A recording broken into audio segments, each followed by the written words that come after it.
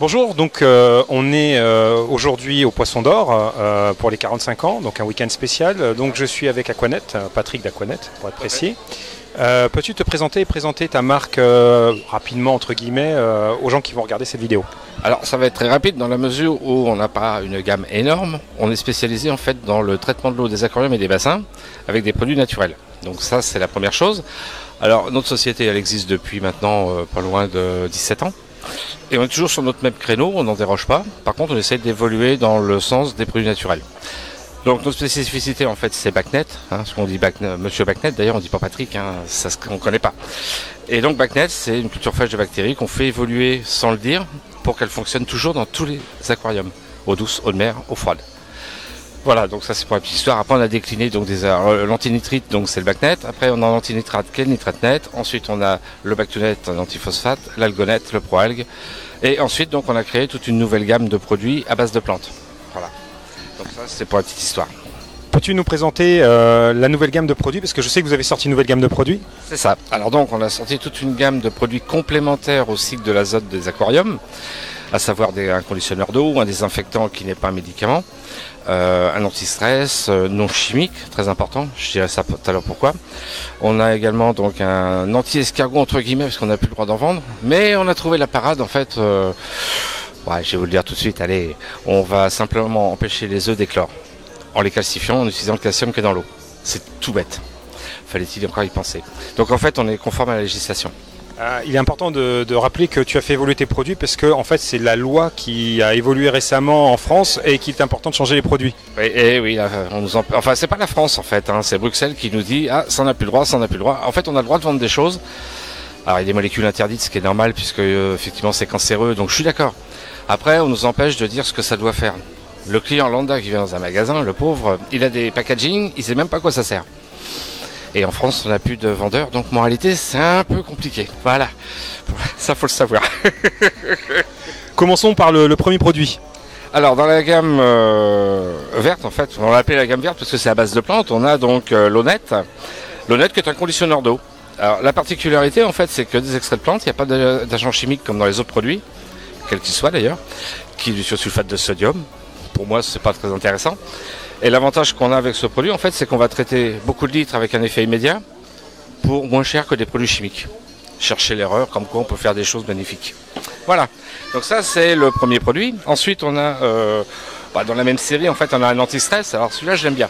Parce que les anti-stress, en général, c'est des molécules chimiques. Et quand on se trompe dans le dosage, c'est comme les médicaments, on meurt. Bon, voilà, j'ai tout dit. Là, on est sur les extraits de plantes reconnus depuis Mathusalem par grand-mère et arrière-grand-mère. C'est assez génial et en fait, on va anesthésier les poissons en douceur. Si on se trompe dans le dosage, il n'y a aucun problème. Il va dormir un peu plus longtemps, mais il ne va pas mourir. Donc ça, c'est super. Ensuite, qu'est-ce que je peux vous proposer? Les engrais pour plantes. Ça là, il y en a plein les rues. Vous mettre de l'engrais, ouais. Les plantes, elles consomment déjà pas ce qu'il y a dans l'aquarium, on rajoute des trucs dedans. Et après, il y a des algues. Bon, moi, ça me gêne pas, j'ai un anti-algue, je vous l'ai dit, donc c'est pas gênant. Mais je trouve ça un peu débile, quoi. Vendre un produit pour après avoir un autre problème. Enfin, c'est un coup que l'aquarium finisse à la cave au bout d'un an, quoi. C'est lamentable. Donc nous, ce qu'on a fait, on s'est dit, après tout, les extraits de plantes, on va s'en servir pour, effectivement, que la plante se nourrisse dans l'aquarium de ce qu'il y a. Donc s'il y a du fer, du zinc, du magnésium, enfin tout ce qu'on veut, on va obliger la plante à le consommer. Alors c'est de l'homéopathie, certes, mais au moins on n'a pas de désagrément derrière. Donc c'est le petit plus. En fait, on est toujours sur des nouveautés, des produits nouveaux, pas des choses existantes. Les engrais, tout le monde peut en faire. Mais bon, quel intérêt. Ensuite, donc, on a un désinfectant purificateur. Alors, on l'a appelé Despure. Mais en fait, on l'appelle nettoyant de l'eau des aquariums parce que désinfectant, on n'a plus le droit, c'est interdit par la loi. Purificateur, alors là, j'en parle même pas, là. On se fait tuer. Et en fait, c'est un produit qui peut servir même pour le traitement. Bon, ça, il faut le garder entre nous. Mais on le dit aux clients quand même. Et en fait, nettoyer l'eau, ça veut dire simplement qu'on va débarrasser l'eau des pathogènes qui peuvent donner des algues, des maladies et tous les désagréments qu'on connaît dans les aquariums où il faut traiter derrière avec des produits médicamenteux. Bon, je pense ça très logique, mais bon. Et ça peut être utilisé tout le temps. Non dangereux, c'est pareil, nature. Et puis notre petit dernier, alors on est les seuls. Escarnet, oui. Alors ça, c'est excellent parce qu'en fait, on va pas tuer les escargots parce que c'est interdit. On va pas mettre un produit fongicide qui est pour soigner les champignons. Mais on va simplement utiliser des plantes et du vinaigre. Donc en fait, on va calcifier les œufs grâce au calcium qui est dans l'aquarium et on enlève les gros à la main ou avec la feuille de salade, enfin après les pièges, tout ce que vous voulez, c'est pas un problème. Mais en fait, on est conforme à la législation. Mais par contre, on ne met pas de produits de traitement des maladies pour tuer les escargots. Parce qu'aujourd'hui, beaucoup vendent des produits fongicides pour les escargots. On les tue. Le problème, c'est quand le poisson est malade après, quand on veut le soigner, il meurt. Bon, c'est tout. Faut un peu de bon sens quelque part. Petite question un peu technique, mais sans être technique. Toi qui es justement un vieux ou un ancien de l'industrie, quel conseil de bon sens tu donnerais aux gens sur l'utilisation des traitements? Parce que souvent les gens ont tendance à un peu abuser des traitements, mettre plusieurs marques pour être le plus efficace possible. Mais je pense qu'à un moment donné, le trop, c'est trop. Et comme disent les Américains, keep it simple. C'est ça. Alors, je dirais que c'est simplement du bon sens tout ça. Un aquarium, c'est un petit coin de nature. J'ai jamais vu dans la nature donner des beefsteaks aux poissons, mettre des médicaments pour ceci, pour cela. Ils vivent là où c'est propre et ils se développent très bien. L'aquarium, c'est vrai que c'est un milieu un peu fermé. Une fois qu'on a transformé les déchets des poissons proprement, qu'on éclaire normalement, qu'on a des filtrations adéquates, bon, je veux dire que tout est parfait. Pourquoi aller foutre plein de produits chimiques dans un aquarium? Alors on va faire de la prévention. La prévention avec des produits chimiques. Ouais, bravo, ouais. Non, je trouve ça complètement débile. Un aquarium, on n'a pas besoin de faire grand-chose, il faut juste qu'on l'équilibre avec de la nature, donc des produits naturels pour aider le petit milieu fermé, et ça s'arrête là. Après, pour chaque problème qui va arriver, parce qu'on éclaire 24 heures avec un éclairage blanc industriel, on va avoir des algues qui poussent, on va mettre des anti-algues, mais pour refaire le cycle de l'azote, pas pour les brûler, ni déséquilibrer le système. Voilà, ça sert à rien tout ça. On met des produits quelquefois, alors je ne citerai pas la marque, allez, parce qu'on va se fâcher. Mais il y a des gens qui vendent des produits qui sont des pseudo-bactéries. Quand on fait l'analyse, il y a des phosphates dedans. Ah oui, mais je trouve ça lamentable, quoi. On met des bactéries, soi-disant, enfin des pseudo-bactéries, pardon, dans un aquarium, et derrière on met des phosphates en même temps. Comment on peut y arriver? Ça a dégoûté les gens de faire de l'aquariophilie. Je pense qu'il faut rester simple. Un aquarium, c'est quelque chose de simple qui doit vivre normalement. Donc moins de saloperies, mieux c'est. Et les produits naturels existent, on est bio dans la nourriture, machin, faut faire pareil avec son aquarium. Et on peut le faire, je vous l'ai prouvé tout à l'heure avec l'Honnête. L'Honnête, c'est ça. C'est un produit naturel, il n'y a pas besoin de mettre de molécules. Du coup, derrière, pas de désagréments. Et je dirais même qu'il y a des effets secondaires sur ce type de produit à cause des extraits de plantes qu'on utilise. Voilà. Les effets secondaires bénéfiques, bien entendu. Mais qu'on n'écrit pas parce que ça devient des produits magiques, alors après, les gens sont perdus. La magie n'existe pas en aquarium. Non, l'aquarium naturel n'est pas magique et c'est juste du bon sens et du travail. Que ça. Alors là, on a parlé du passé, du présent, et tu as des nouveaux produits qui vont arriver dans un avenir proche. Peux-tu nous en parler? Alors voilà, on est en train de mettre au point. Alors le plancton, c'est vrai que c'est utile dans l'eau douce, dans l'eau de mer. Le problème, c'est que le plancton, on n'arrive pas à le stabiliser. Il est sur des durées courtes, en fait. Et quand on met du plancton qui n'est pas bon, le bac part en vrille. Donc on essaie justement de trouver des alternatives entre le surgelé où il ne reste pas grand-chose. Comme c'est surgelé, on met trop fort rien. Le liquide, très dur à stabiliser.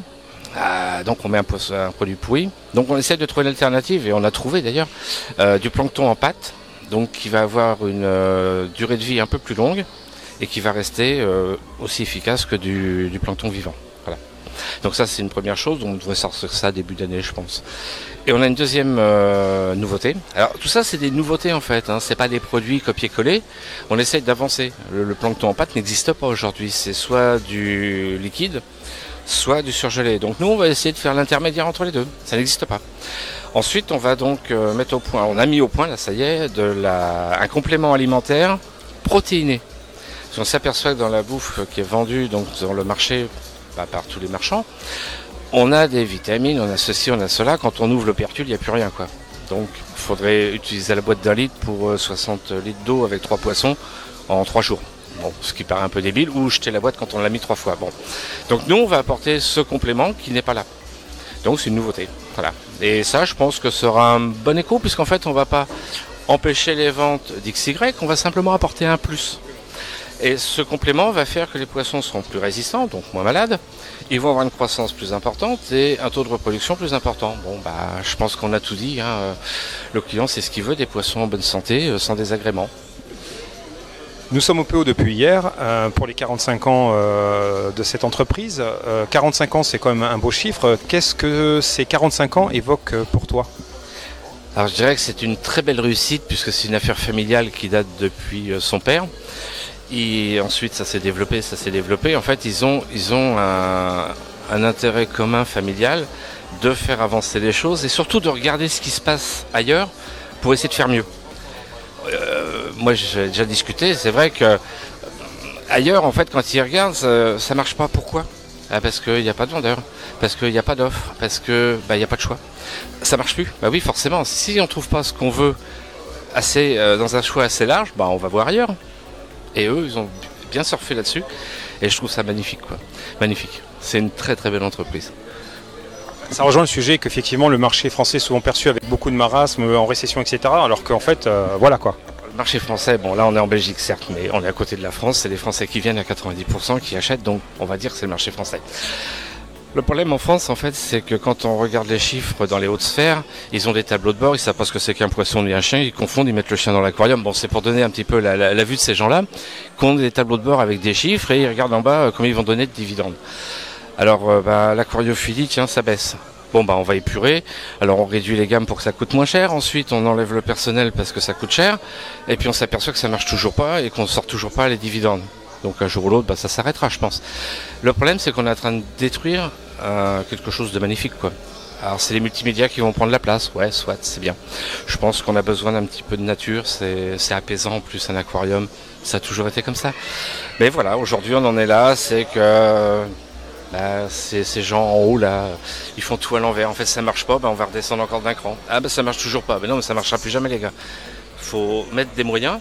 Et d'ailleurs, on s'en aperçoit dans le circuit français, les indépendants qui sont encore présents, et il y en a, ils marchent de mieux en mieux parce qu'ils ont tout compris. Ils ont les conseils, le service, la proximité et l'offre. Un client qui vient, qui demande quelque chose, on lui dit pas je peux pas l'avoir, prends ça. Non, ça j'en veux pas. Non, on va lui trouver parce qu'on n'est pas limité. Voilà. Donc la jardinerie, oui, ils ont la pépinière, c'est bien. Ils en ont rien à foutre de l'animalerie, soit, hein. Soit c'est leur problème. Hein. Mais je pense que les animaleries pures ont plus de mourons à se faire s'ils mettent pas du personnel et ils élargissent pas leur gamme. C'est pas pour leur vendre mes produits, parce que je leur vends déjà, donc c'est pas le problème. Mais voilà, on en est à un constat qu'il n'y a pas de personnel, il n'y a pas de conseils, des mauvais conseils souvent, ça dégoûte les gens. Voilà. J'aime bien terminer ces petites interviews par le mot de la fin, mais j'invite aussi les gens qui regardent à venir à ta rencontre puisque tu tournes dans pas mal de boutiques en France. Je dirais que tu es en tournée nationale régulière. Ainsi que Guillaume, une personne qui est récemment arrivée à tes côtés. Je te laisse le micro pour le mot de la fin. Alors je dirais que oui, on est effectivement deux commerciaux principaux sur le territoire, la Suisse et la Belgique. Et en fait, notre force, c'est d'aller au contact des animaliers et des clients surtout. Donc là, ce qu'on fait au Poisson d'Or, on le fait régulièrement. On le fait également en France, là où les gens trouvent un intérêt à ce qu'on vienne. Si c'est juste pour nous emmerder, on n'y vient pas, quoi. Mais le but du jeu, c'est d'aller au contact du client final pour comprendre son souci. Parce que à la base, c'est ça. Et il va nous raconter ses problèmes, comment on lui a résolu et pourquoi ça marche pas. Et on va essayer de renverser la tendance pour lui dire, mais si, on peut y arriver. Voilà, donc ça, c'est un peu notre but, quoi. Voilà.